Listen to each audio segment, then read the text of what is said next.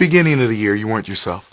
Talk to me about the surgeries. Yeah, just something I've never been through before, Tommy. Truly uncharted waters for me. All I've ever known going back to high school is to take every rep of every practice and training camp. That's what I've always wanted to do. It's what I've always done. It's what I'm comfortable doing. So I really didn't know what to expect. And, of course, everybody keeps asking, well, how are you going to feel going into the Bears game? And, I mean, what are you supposed to say? I'm going to feel pretty average. I'm not going to feel good.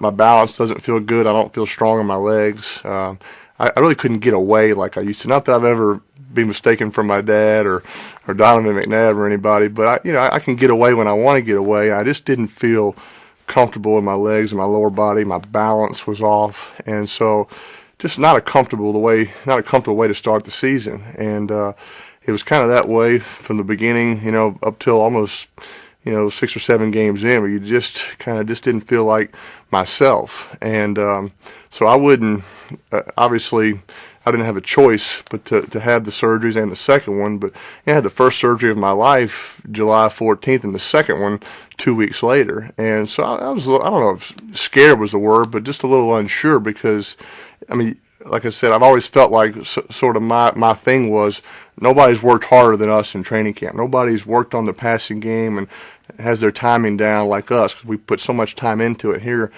all of a sudden, we don't have that. It just didn't feel as good as I had in seasons past. What did they do to you? Well, they really attacked my knee pretty good. And, and like I said, let me make this clear. This is nothing compared to what Tom has had to deal with, or Carson Palmer. I mean, you're talking about, 8 to 9 month recovery periods. But mine was a routine deal that got a little more serious once they kind of went in. I had just an incredible amount of fluid in there that got infected, so they took it out, took the bursa sac out, thought that would solve the problem. 2 weeks later, the fluid had returned. And so the decision was, do we let it play out and you risk Saturday night before you play the Patriots in Week 10, this infection comes back and then you're out again, or do we try to take care of this fluid and knock it out? So it's kind of called a quilting procedure. The problem was they said we're going to put 20 stitches in there, 20 tacks underneath the skin. It's going to be about a 30-minute procedure. And they went in there, and there was so much fluid and so many pockets, so many places for that fluid to collect that they ended up putting 80 stitches, and it took 3.5 hours. So, it's like I said, it's not an ACL, but a 3.5 hour operation was a lot more than sort of what we expected. And Tommy, it took away all my range of motion. I couldn't do anything with my left leg, and then because you don't want to create that imbalance, couldn't do anything with my right leg. So that was the biggest thing. I lost my strength in my legs, which that's probably what set me back the most at the beginning of the season. I just didn't feel I'm big on balance, being balanced on throws and being powerful in my legs. I didn't feel like I had that, and it just took me a while to get that strength back. When were you 100%? My goal, and Tommy, you can certainly appreciate this. I can't stand going in the training room. I just don't like. I love the trainers; they're great guys, but you don't want to be in there. And I am going in an hour before meetings in the morning and then an hour after. And this was time that I used to be lifting weights in the mornings or studying film after practice. And so it's 2 hours out of my normal routine that I'm having to spend in the training room. And it's not like you can multitask in there. I mean, you're in there rehabbing. You got to be doing the rehab. So my goal was to get out of the training room. I said, I want to be able to get out of the training room. And so it took me right after the Titans game that week. I finally said I feel good enough where I can do some rehab on my own in the weight room, do some things at home, but I'm not going to that training room anymore. I want to be back to my normal routine of lifting weights in the morning, going to study film after practice with the running backs or offensive line, get back to my normal routine of preparation. And I really didn't feel like it was an accident that we beat New England that week, because I felt I played better that game because I was back to my normal routine. Your approach so different. What was it like the first? You go 3-4. What's it like listening to that criticism, or do you just? Well, yeah, I mean, you certainly block it out, but it's such a different feeling around here. Tom, for our third and fourth year players, these guys have started out 13-0, 8-0.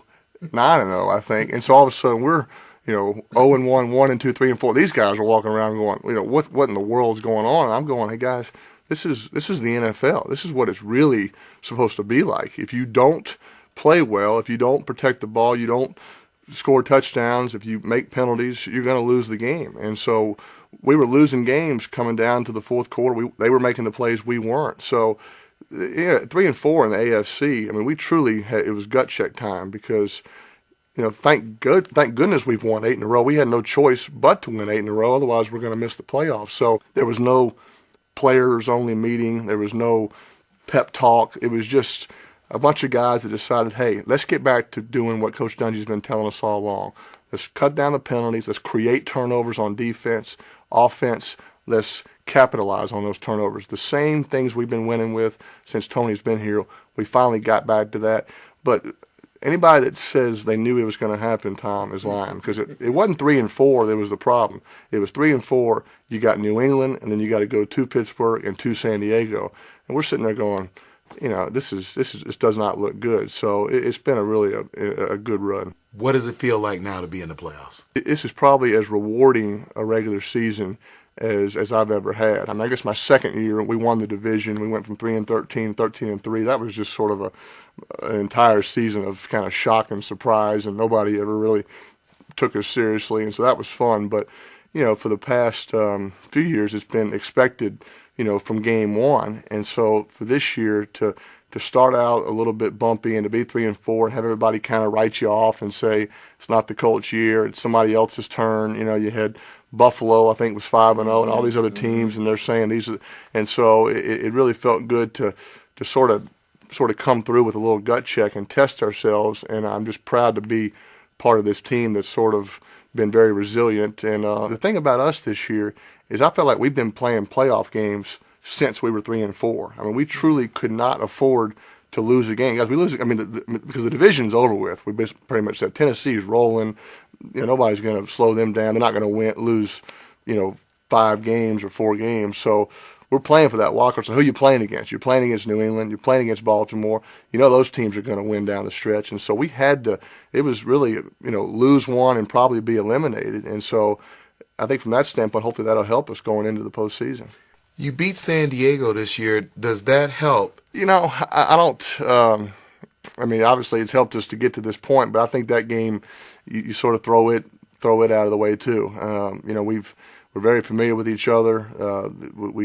They have a good idea what we're going to do. We sort of know what they're going to do, and it's just kind of who makes the plays. And fortunately, we had the ball last in that game and had a really a critical, crazy situation. Had a 4th and 1, and we decided to kind of take a shot down the field and hit Marvin, and Vinatieri made the field goal. But it's going to be that kind of game once you get in the playoffs. That's how all of our games have been. I mean, the Cincinnati game was the only game where we've maybe actually had a little bit of a breather in the second half. But every other game, whether it's Cleveland, Detroit, it's going down to the fourth quarter. Who makes the plays? And these last 8 games, we've made the plays. You feel like you struggle against San Diego?